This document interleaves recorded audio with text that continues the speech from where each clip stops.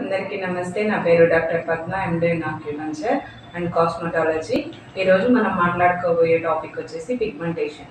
వీటిని నల్ల మచ్చలు అని కూడా అంటారు. ఈ నల్ల మచ్చలు, ఈ పిగ్మెంటేషన్ అనేది 15 సంవత్సరాల నుంచి 50 సంవత్సరాల వాళ్ళ వరకు కూడా వస్తుంది. వీటి కోసం నానా రకాల క్రీమ్స్, నానా రకాల మెడిసిన్, స్కిన్ డాక్టర్స్ అక్కడిక్కడ వెళ్తుంటారు.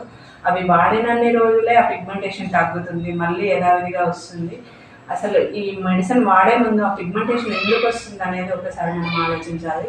పిగ్మెంటేషన్ ఎందుకు వస్తుందంటే మన ఆర్గాన్స్ డిఫెక్ట్ వల్ల వస్తుంది. స్కిన్కు సంబంధించి ఆర్గాన్స్ ఏదైనా, స్కిన్ సంబంధించిన ఆర్గాన్ లంగ్ ఫంక్షనింగ్ తక్కువ ఉన్నప్పుడు కానీ, లివర్ ఫంక్షనింగ్ తక్కువ ఉన్నప్పుడు కానీ పిగ్మెంటేషన్ అనే డిసీజ్ అది మనకి బయట మొహం పైన కనిపిస్తుంది.